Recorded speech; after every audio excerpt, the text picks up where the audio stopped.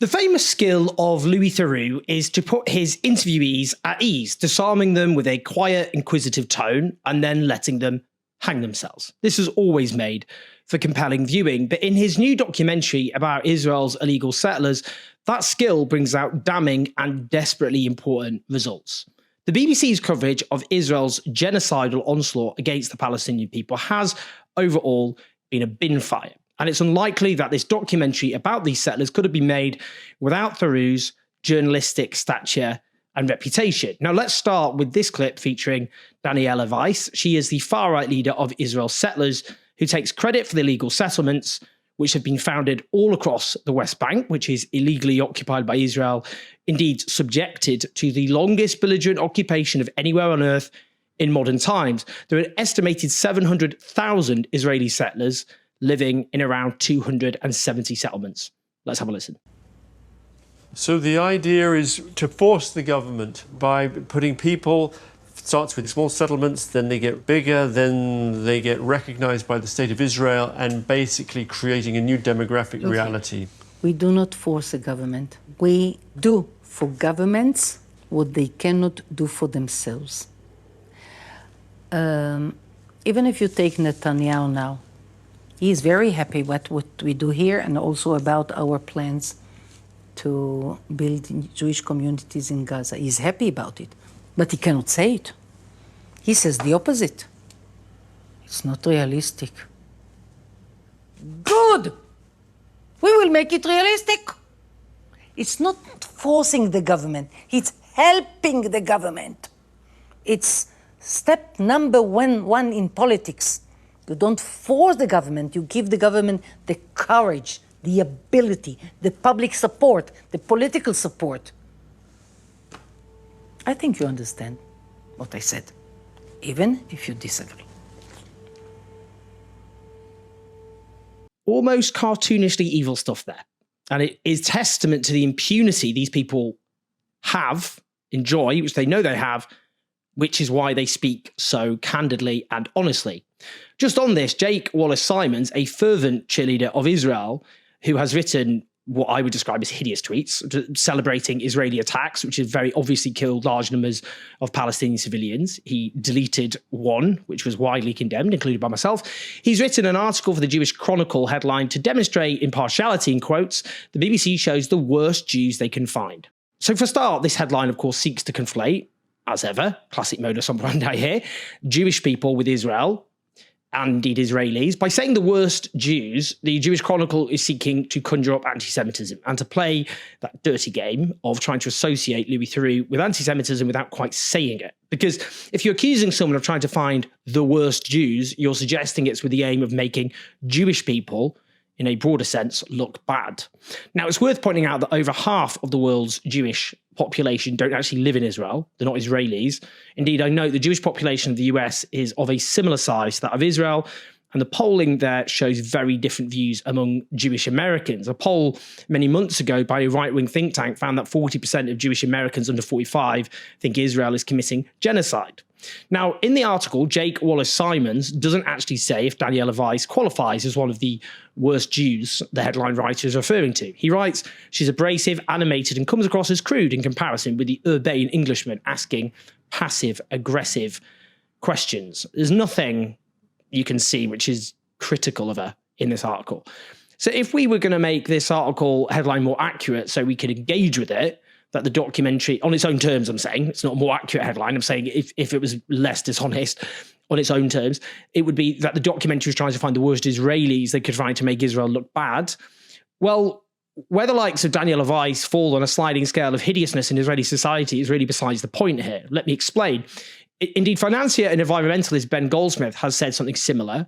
He says the extremists picked out by Louis Theroux represent a nutty fringe within Israeli society, which makes for fascinating viewing, but about as an accurate representation of the whole as Tommy Robinson is of UK society. He then goes on to say, whereas he could pick more or less, where he could more or less pick interviews at random from the other side, and he'll find that terrifying obsessional extremism is in fact perfectly representative of Palestinian society. Now, that would be an illuminating documentary, but Louis wouldn't dare make it, of course, because no matter which corner of Gaza or Judea and Samaria he chooses to visit, he knows he'd be unlikely to come out alive. So he makes hideous generalizations about a Palestinian people, which, I mean, in Britain, that kind of conversation, that kind of talk about an entire people, you would say, is supposed to be something which would be fringe, I would hope.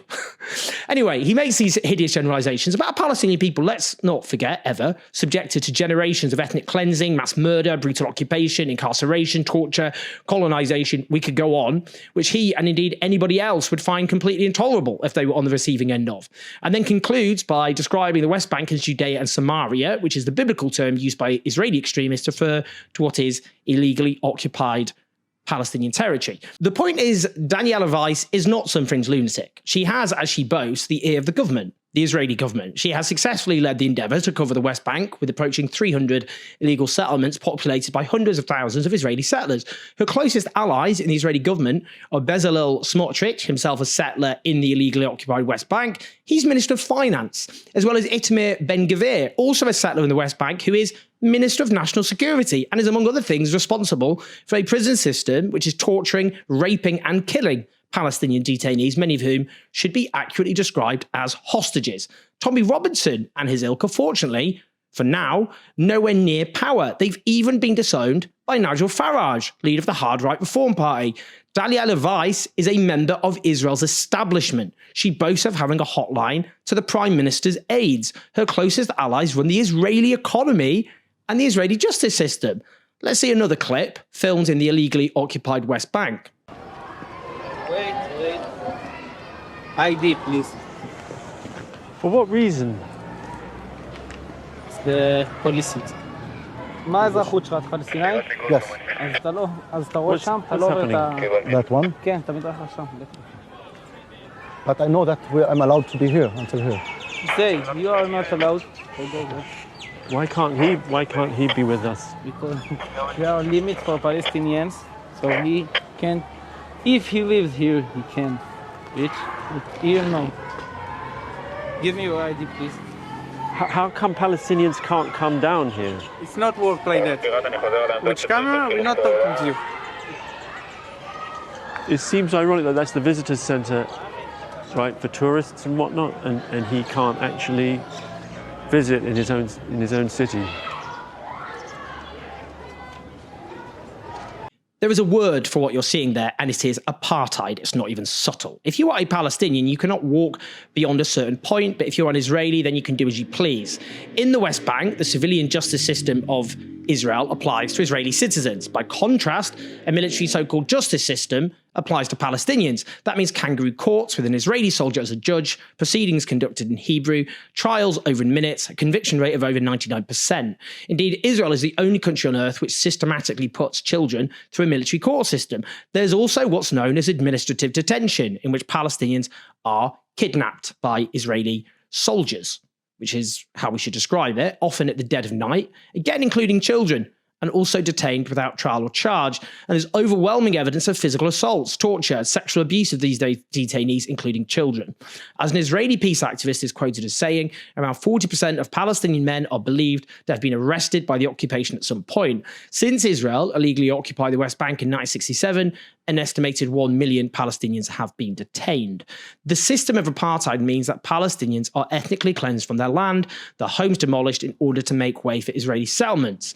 As Amnesty International detailed in the 2022 report concluding that Israel was overseeing a system of apartheid, that means fragmenting and separating Palestinians into distinct territorial, legal and administrative domains.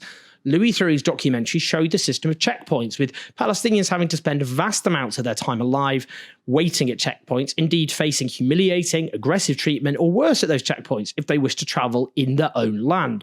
Amnesty detailed decades of discriminatory land and property seizures, home demolitions and forced evictions, and what they call a system of laws and policies that keeps Palestinians restricted to enclaves, subject to several measures that control their lives, and segregated from Jewish Israelis. They further describe the deliberate impoverishment of Palestinians, keeping them at great disadvantage in comparison to Jewish Israelis. Louis Theroux's documentary was an excellent expose of the true nature of the Israeli state, which is a settler colonial state based on establishing and entrenching supremacy for the settlers while dehumanizing the colonized indigenous population whose continued existence on the land is regarded as something between a problem and an existential threat. Indeed, Yair Golan, who is supposed to be the moderate leader of the last so-called Zionist left party, he said the following just a few weeks ago: "We'd all like to wake up one spring morning and find that 7 million Palestinians who live between the sea and the river have simply disappeared." That is from what is known as the supposed progressive opposition to Israel's far-right government. And this is the point. Israel would rather the Palestinians who live between the river and the sea simply disappeared. The state works backwards from that point based on what it thinks is politically possible at any given point. Since 7th October, it believes what it can get away with is much greater than before, hence genocide in Gaza and an accelerated pogrom and colonization in the West Bank. So kudos to Louis Theroux. Do check out his documentary on iPlayer. Let's hope it encourages more people to understand the horrors being imposed on the Palestinian people by Israel, facilitated, and always remember this, by our own government. Please like and subscribe. Help us take on a pro-genocide media, which is complicit in genocide. Let's just keep saying that at patreon.com/ownjazz84. Press like, subscribe, leave your comments. Always love reading your thoughts. Share the video, listen to the podcast. I'll speak to you soon.